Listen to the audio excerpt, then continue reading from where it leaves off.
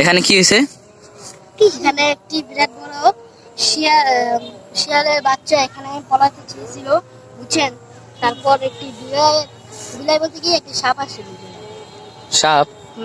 সাপ। এটা কিসের গর্ত? সাপের সাপের সাপের গর্ত? এরকম কেন? সাপের 3টি ডিম পাওয়া গেছে, বুঝছেন? সাপের 3টি ডিম পাওয়া গেছে। ডিমগুলো কোথায়?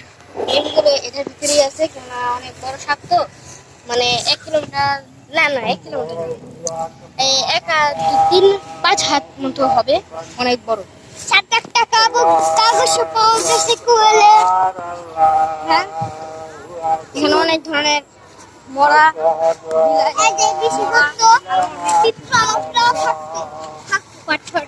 মুরগি পাওয়া গেছে। বর্তমানে অনেকটি মুরগি হারানো বিজ্ঞপ্তি। এখানে 3টি মুরগি পাওয়া গিয়েছে, ছোট ছোট বাচ্চা।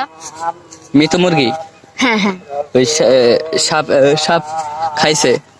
সাপ খেয়েছে।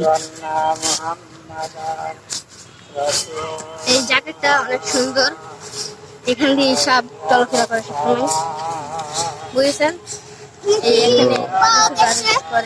মানুষ অনেক কিছু করে, গোসলও করে, মাছও আছে।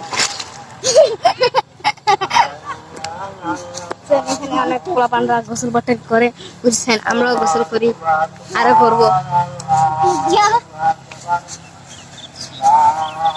এখানে মাছও ধরা হয়। ভাই এটা দিয়ে কি করবেন?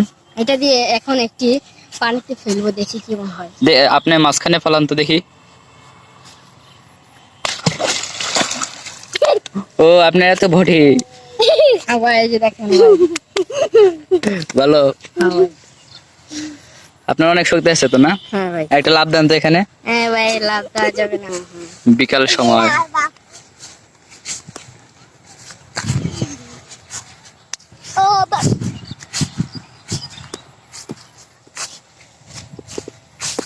এই ভাই, কি ভাই? আপনি কি আরো কথা বলতে চান? না ভাই, এখন বর্তমানে অনেক কথা বলা শেষ। এখানে আরো গর্ত পাওয়া গেছে, আসে দেখেন। যে এটা বলে একটা ইঁদুরের গর্ত, ওটা বলে সাপের গর্ত। ইঁদুর আর সাপের গর্ত একসাথে দেখে সবাই অবাক। এখানে আরেকটি গর্ত পেয়ে যাওয়া হয়েছে, বর্তমানে আমরা জানি না যে কি গর্ত এটা, বুঝছেন? একটু আগে তো বললেন এটা সাপের গর্ত। সাপের গর্ত, উপরেরটা নিচেরটা ইঁদুরের গর্ত। এখন বোঝা যাচ্ছে না যে সাপ নাকি ইঁদুর। এখানে 3টি ডিম পাওয়া গেছে, কার না কার আল্লাহ জানে। ও, বুঝতে পারলাম। তো হ্যালো গাইস, আপনারা তো বুঝতেই পারলেন এখানে 3টি ডিম পাওয়া গেছে সাপের। তাহলে আজকে এই পর্যন্তই থাক, আগামী পর্বে দেখা যাবে। আসসালামু আলাইকুম।